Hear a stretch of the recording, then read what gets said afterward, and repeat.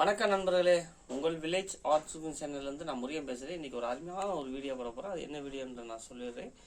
கறி சுண்டைக்காயை நம்ம mutton gravy எப்படி வைப்போம் அதே ஸ்டைலில் நம்ம வைக்க போகிறோம்.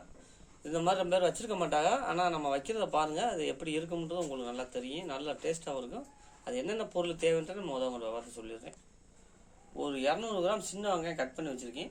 100 கிராம் வெள்ளைப்பூடு கட் பண்ணி வச்சுருக்கேன். சீப்ஸுவாக தேவைப்பட்ட அளவு கருவேப்பில்லை, 1/2 ஸ்பூன் சீரகம், 1/2 ஸ்பூன் சோம்பு, 2 பட்டை துண்டு, ஒரு பிரியாணி இலையில பாதி 2 பீஸாக கட் பண்ணி வச்சுருக்கேன். 2 தக்காளி பழம், குண்டு மிளகா ஒரு 15 மிளகா 2ஆக கட் பண்ணி வச்சுருக்கேன்.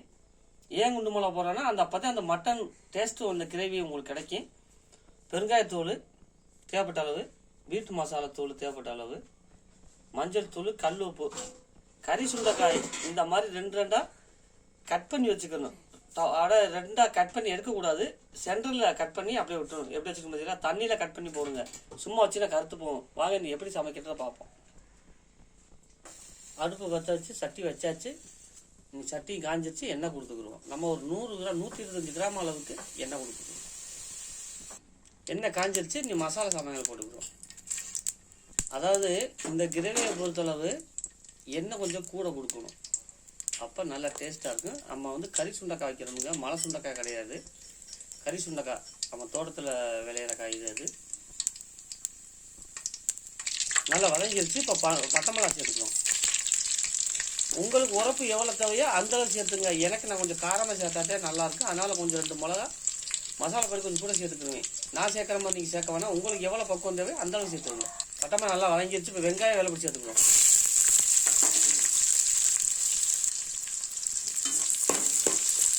நம்ம வில்லேஜ் ஆர்ட் குக்கிங் சேனல் பார்க்குறவங்க மறந்துடாம சப்ஸ்கிரைப் பண்ண அமைக்கி பெல் பட்டனை அமுக்குங்க.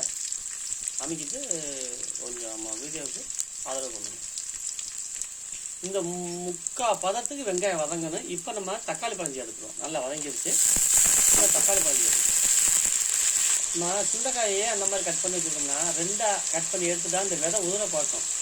அப்போ அந்த கிரேவி நல்லா இருக்காது. இந்த மாதிரி இருந்தாத்தே அந்த கரெக்டாக அந்த மசாலா ஏறி பக்காவாக இருக்கும். மட்டன் கிரேவி மாடல் தாங்க இந்த சுண்டைக்காய், கறி சுண்டைக்காய் கிரேவி பண்ணிக்கிறோம்.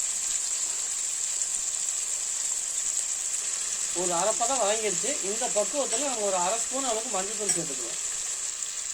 எந்த சமையல் செஞ்சாலும் பொறுமையாக நிதானமாக என்ன பொருள் சேர்க்கணும், எப்படி சேர்க்கணும், எந்த அளவுக்கு வதக்கணும் அப்படின்றத முதல் ஞாபகத்துக்கு வச்சுக்கணும். படக்குன்னு போட்டோமா கிண்டனமா இறக்கணுமான்ற மாதிரி இருக்கக்கூடாது. நிதானம் முதல் சமையலில் இருக்கணும். நிதானம் இருந்தாத்தே அந்த சமையல் கரெக்டாக வரும். ஞாபகத்துக்கு பொருள் மாற்றி சமைச்சாலும் இந்த டேஸ்ட்டு மாறும். கரெக்டான முறையில் நம்ம வதக்கலைனாலும் அந்த டேஸ்ட்டு வராது. இப்போ கரெக்டாக வதங்கிடுச்சு. இப்போ நம்ம சுண்டைக்காயை எடுத்து போட்டுக்குவோம். கறி சுண்டைக்காயை நம்ம சேர்த்தாச்சு. இனி நல்லா கிண்டிக்கிடுவோங்க. நல்லா பரட்டி விட்டாச்சு. நல்லா எண்ணெயிலே அந்த மசாலாவில் வதங்கணும். குறைஞ்சி வச்சு ஒரு 10 நிமிஷம் 12 நிமிஷம் வதங்கணும். வதங்கினதுக்கு அப்புறம் தான் மசாலா சேர்க்கணும். இல்லைன்னா நெரிச்சுன்னு இருக்கும், வேக்காடு வராது. அதே நல்லா தெரிஞ்சுங்க. நல்லா வதங்கிட்டு அதே மாதிரி நம்ம மட்டன் கிரேவி ஸ்டைலில் செய்யணும்னா இதே மெத்தட்லையும் செய்யணும். பச்சை மிளகா போட்டுறக்கூடாது. பச்சை மிளகா போட்டேன்னா அந்த ஸ்டைலில் அது வராது. பட்டை மிளகா சேர்க்கணும். பட்டை மிளகாலாம் மனம் வர அளவுக்கு வதக்கிக்கணும். அப்போத்தான் அந்த ஒரு இது ஆல்ரெடி இதோடைய பேர் இந்த கறி சுண்டைக்காய் நம்ம மட்டன் கிரேவி மாடலில் வச்சோம்னா இதோட டேஸ்ட்டு சூப்பராக இருக்குது. ரொம்ப சத்துள்ள பொருளுங்க. முக்கியமாக ஞாபகத்துங்க, இது ரொம்ப சத்துள்ளது சுண்டைக்காய். இதுலேயே மலை சுண்டைக்காய் இருக்குது, அது கசப்பு, அதை வைக்க முடியாது. இது கசக்காது. இப்போ நம்ம ஒரு 10 நிமிஷம் 12 நிமிஷம் அளவுக்கு நல்லா வதங்கிட்டான். நல்லா வதங்கிடுச்சுன்னா கலர் சேஞ்ச் ஆகிடும். அந்த காய் பச்சை கலரில் இருந்துச்சு, இப்போ பழுப்பு கலரில் இருந்துச்சு பார்த்தீங்களா? அப்போ இந்த காய் நல்லா வதங்கிடுச்சுன்னு அர்த்தம். இப்போ நம்ம மசாலா பொடி சேர்த்துக்கணும். பெருங்காயம் நம்ம ஒரு 1/2 ஸ்பூன் போட போகிறோம். வீட்டு மசாலா ஒரு ஸ்பூன் அளவு போட போகிறோம்.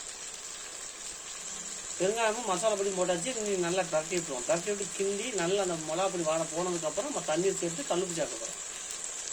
மசாலா பொடி நல்லா வதங்கிடுச்சு. இப்போ தண்ணீர் கொடுத்துக்குறோம். நம்ம ஒரு செம்பு அளவுக்கு தண்ணி கொடுக்க போகிறோம். இந்த பட்டை மிளகா வெங்காயம் எல்லாம் கரைஞ்சி வரையில் கலர் ஆட்டோமேட்டிக்காக அந்த கிரேவி சேஞ்ச் ஆகிடும் கலரு. அதனால் இப்போ நல்லா பரட்டி விட்டுருவோம். நம்ம மசாலா பொடி சேர்த்தாச்சு. இப்போ கல்லுப்பு சேர்த்துக்குறோம். கல்லுப்பு சேர்த்துட்டு ஒரு 4-5 கொதி வைக்கணும். தண்ணி ரொம்ப சேர்க்கக்கூடாது. தண்ணி சேர்த்தினா குழஞ்சி போகும். அதனால் எவ்வளோ நம்ம சுண்டக்காய் எடுத்துருக்கோமோ அந்த அளவுக்கு போட்டுக்கு நம்ம ஒரு 1/2 கிலோ அளவுக்கு சுண்டக்காய் பிடிங்காந்து நம்ம ரெடி பண்ணிக்கிறோம். அதனால் நான் அதுக்கு என்ன பொருள் தேவையோ அந்த அளவுக்கு நான் சேர்த்துருக்கேன். காரம் கொஞ்சம் சுருக்குன்னு நான் சேர்த்துருக்குங்க. உங்களுக்கு எவ்வளோ தேவையோ அதை நீங்கள் சேர்த்துங்க. உப்பு காரம் எல்லாம் கிளியராக இருக்குது. நீ நம்ம மூடி வச்சுருவோம். சும்மா வாடை அப்படியே கம்மன்றதுங்க. செம்ம ஒரு உண்மையிலே நல்லா டேஸ்ட்டாகவும் இருக்குது. வாடையும் நல்லா கம்மன்னு இருக்குது. இன்னும் ஒரு 10 நிமிஷம் நல்லா அப்படி சுண்டி வரட்டும்.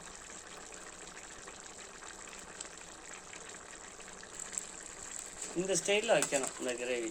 ஏன்னா சுண்டைக்காயும் வந்து 2ஆக உடஞ்சி அது கொட்டிடக்கூடாது. அந்த விதை கொட்டிச்சுன்னா அந்த கிரேவியோடைய டேஸ்ட்டே மாறிடும். இந்த மாதிரி முழுசாக இருக்கணும். அதனால தான் 2 பீஸாக 2 கட் பண்ணி கீறிக்கிடணும். ஃபுல்லாக கட் பண்ணி எடுத்துடக்கூடாது. எப்படி பார்த்தீங்களா முழுசாக இந்த மெத்தடில் இருக்கணும்.